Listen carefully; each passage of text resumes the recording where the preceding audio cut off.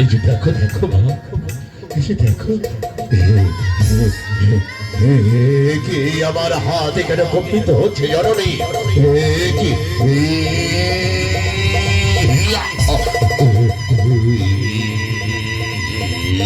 পিতা,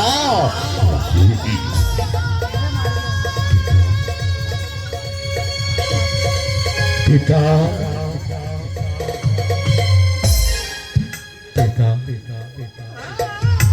আছে কেন আমার এমন হচ্ছে পিতা? হাতে কেন এমন করে কম্পিত হচ্ছে? পুরো হাত হতে কেন আমার কুঠারে খুলে যাচ্ছে না পিতা? বৎস, আজ নিজ হস্তে তোমার গর্ভধারণে মায়ের মস্তককে ছেদন করে সেই পাপে তোমার হাতে কম্পিত হচ্ছে, হাত হতে কুঠারে খুলে যাচ্ছে পিতা। আমি তো শুধু আপনার আজ্ঞাকে পালন করেছি পিতা, তবু তবু আমার কেন এমন হচ্ছে পিতা? পিতা, তবে কি ইহার কি কোনো উপায় নেই পিতা? আমি যে পাপে করেছি এই পাপ থেকে মুক্তি পাওয়ার কি কোনো উপায় নেই পিতা? আছে বৎস, বলো আছে, মনে রেখো, তুমি যদি এই তপস্যা করিতে পারো তাহলে তুমি এই পাপ থেকে মুক্তি পেতে পারো। বলুন পিতা, বলুন। মনে রেখো,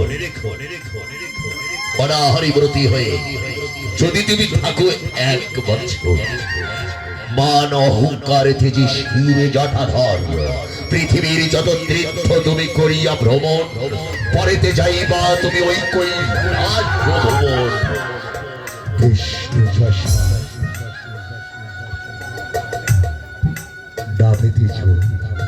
জগতে বিধিত তাহার বাড়ি থেকে তুমি হবে উপনীত, আর জিজ্ঞাসা করিবে তারে তুমি ইহার প্রকার, তবেই তো হাতের কুঠার ঘোষ।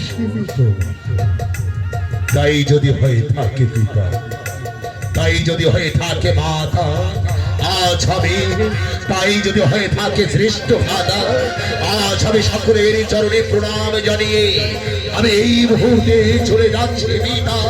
সকলে তোরা আমাকে আশীর্বাদ করবে। আমি যতদিন পর্যন্ত